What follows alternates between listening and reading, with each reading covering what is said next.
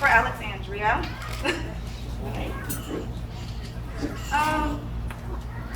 I can start by telling you how proud I am of the amazing woman that you are becoming.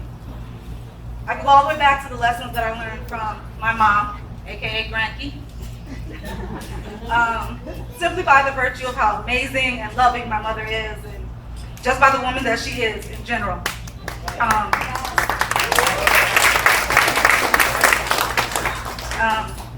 Joyce Brown taught me many lessons, lifetime lessons that will last forever, the kind that shapes you for a lifetime, that empowers you to go and travel your own unique path. There was never a day that I felt unloved or feared that I could never lose her love. I knew that whatever missteps I made in life, she would always be there beside me, supporting me and loving me. And to this day, she still is, and you should know that too, Alexandria. All right.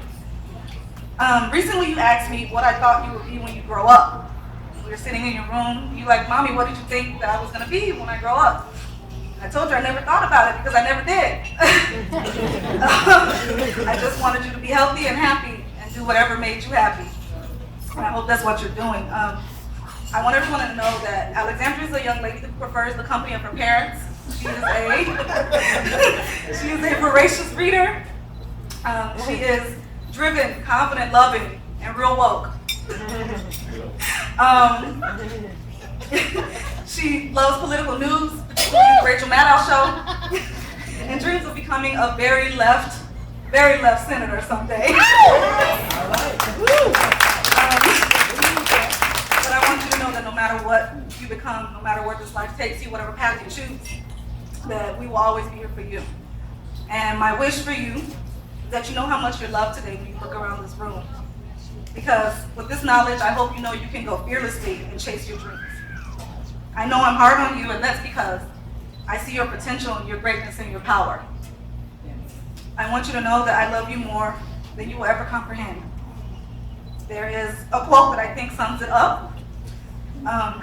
It says, to have a growing daughter is to understand the meaning of terrible beauty. For nothing can make one so happily exhilarated and so frightened. It is a solid lesson in the limitations of self, that your heart is running around in someone else's body. Today, as we celebrate your coming of age, know that you are only beginning to scratch the surface of how truly amazing you are. I love you, Alexandria.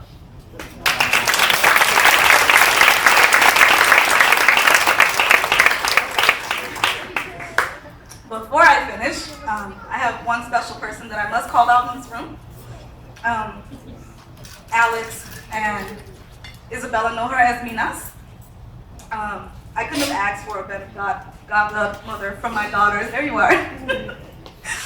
Then Gretchen Lopez.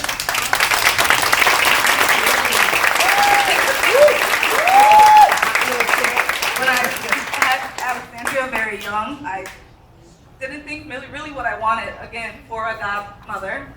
I just wanted someone who was spiritual, kind, and loyal. And Gretchen Lopez, you are all of that and then some. Stella always asks me, and truly believes that you are a fairy godmother. She always asks me, does Minas really have a wand? And I say, of course she does. Don't you see everything that she does? Absolutely. And people always say, show me who your friends are and I'll show you who you are. And I want you to know that if I'm a reflection of you, then I'm doing really good. Thank you for having my back, even when I'm right or wrong, and telling me later when I'm wrong, not like in front of people and calling me out. But later you tell me, when we're on one-on-one, like, Chris, you were wrong, but you know how to do it. Thank you for letting me be a part of your life and a part of your family's life. I love you and I love them very much.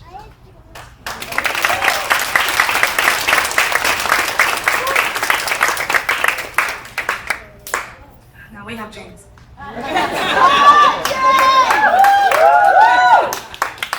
Hold on, I gotta test the mic. Hello.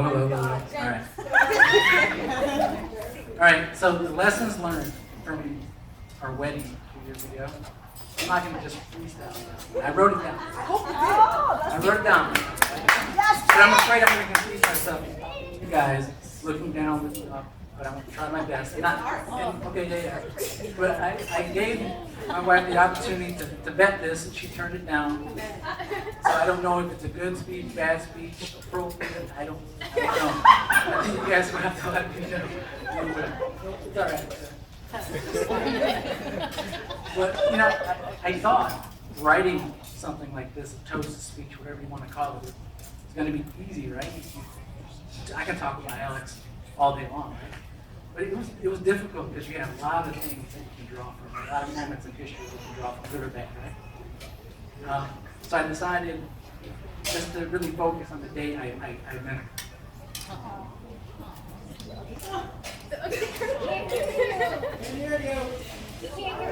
Father can't hear you.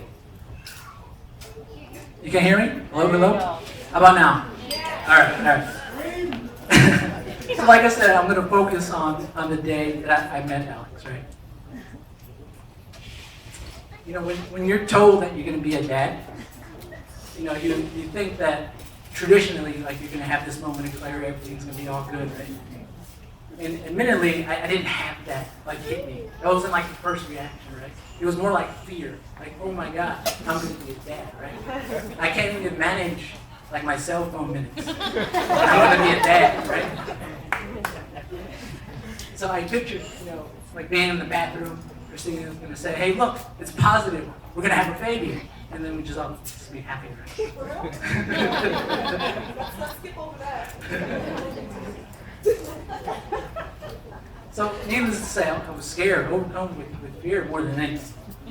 So, luckily, I had friends who had babies, right? So I reached out to them, tried to get some knowledge from them, and they just couldn't quite comprehend the questions that I was asking, because maybe my answer was unattainable, I don't know. So I remember leaving their house and just not feeling fulfilled, right? Still scared, more scared than anything, right? Maybe they didn't understand.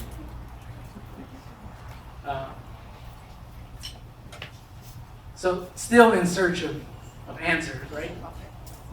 Where does a college student typically go for answers? The library, right? We go to the library. Walking up to the library and for those, So for the folks who know what I'm talking about, right? There's some stairs that you go up, and there's these giant doors too. They're heavy, giant doors, three doors. So I'm walking up there confidently because I know I'm gonna get the answer, right? So I'll get in there and just kick the door down. Kick the door down. Go up to the librarian and say, Mr. Librarian, I need you to show me where the baby books are. And you can tell that I'm not like a freshman. Now, he don't know I'm not underclassmen, right?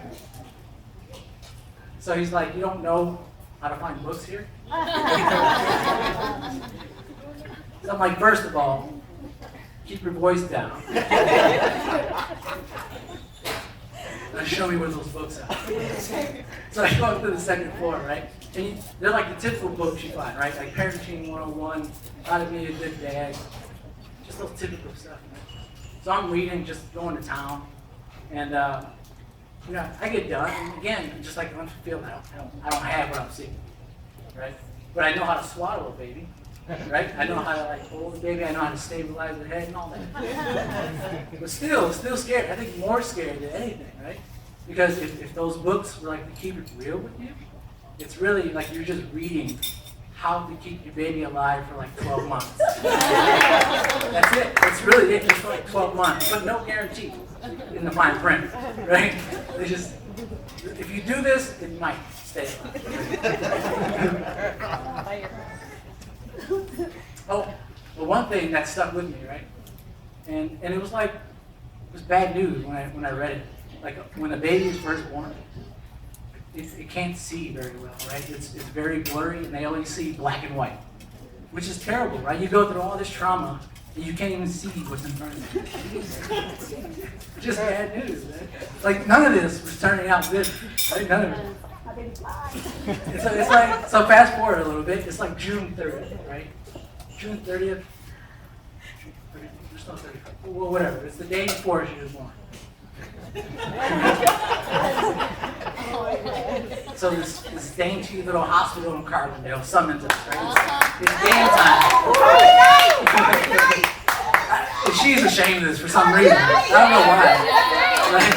Many a baby were born in Carbondale.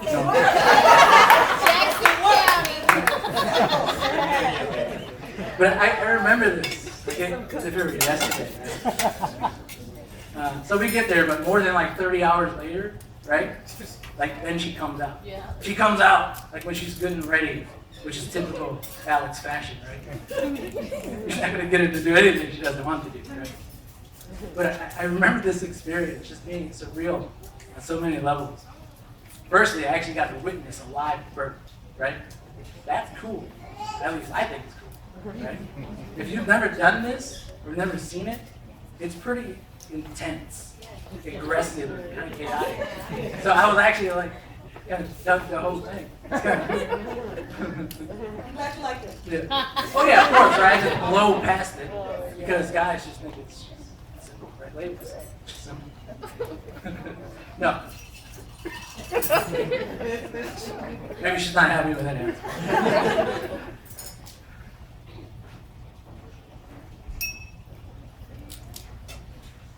All right. So she finally comes out, and of course it was chaotic, like you would think. But it's like everything I read was happening to me, right? When she was born, like I couldn't see straight. I was seeing in black and white. Everything was blurry. She was being passed around. Everybody was excited. There was a lot of people here that were there, right? There was like 30 people in there. It's actually 14 and a half. Calm down. Yeah. But she came out, and of course they gave her to Christina, rightfully so. And I was thinking to myself, like, please, just don't pass the baby to me. Just don't pass the baby to me. I don't want to drop her. I don't want to hurt her. Everything is going good. Let's just keep this going, right? And yeah, it was myself, Alex, and Christina, right? It was just us in the room. And Christina says, here, take Alex, I'm like thinking to myself, like, oh, this is it, right? All of my fears realized right here. I'm going to mess this up, right? And I kept thinking to myself, all right, James, remember you read all these books. You know how to hold this baby. So I get her, and of course I secure her, stabilize the head. Right? And then, I finally, we look at each other, right? We look at each other. I see her. She looks at me. I look at her, and I know she can't see, right? I read this in the book. She can't see. And then I also read that if they smile, it's just a reflex, right? But you couldn't tell me that, right?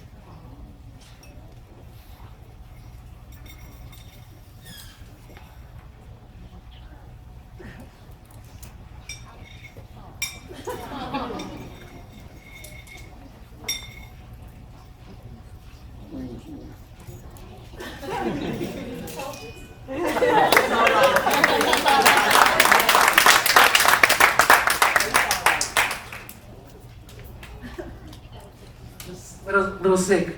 It's almost definitely cut an onion in here. Yeah. Anyway, we finally look at each other, and everything I read, I just said forget about it, right? I'm like, I can see her. She can see me as clear as I can see the future, right? And then everything made sense. Fear turned into love. Confusion turned into the moment of clarity that I was come to seek.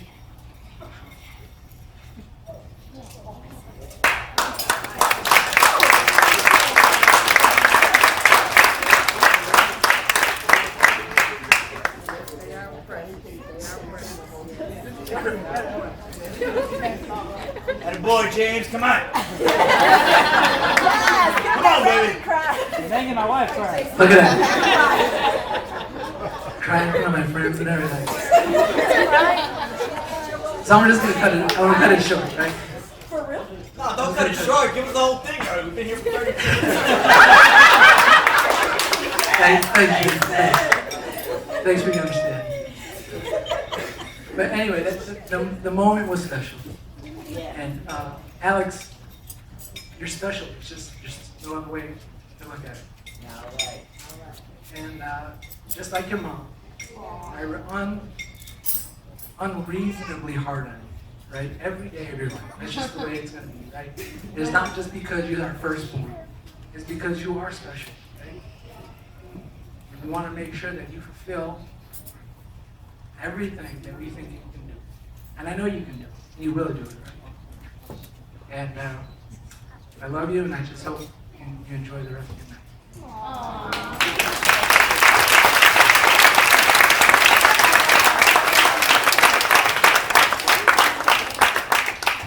And now we'll have Gretchen Lopez, godmother.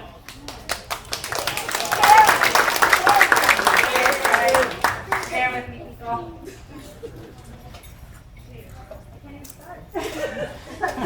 Okay, good. When Christina asked me 15 years ago to be Alexandria's godmother, I automatically said yes. Absolutely no hesitations. Truth be told, I was terrified. Not because of what being a godmother meant, but because we were so young and so stupid. So stupid. Lucky for Chris, she asked me to fulfill a role which in my personal experience is not taken lightly at all. I witnessed firsthand what an amazing godmother is, thanks to my mom and the meaningful relationship that she has had with her godchildren. However prepared or unprepared we were for you, whatever fears or doubts we had, all of that went out the window the second your hairy little ass was born. Because I have seriously, you are the only little girl I know that was born already sporting a bob. Like, sporting a bob. I fell in love. I knew from that second that, oh man, I'm gonna be broke. But more importantly, I knew that we were gonna be in each other's lives forever. I knew that I would not just be a godmother by label, but I would be there for every important moment in your life, for every milestone.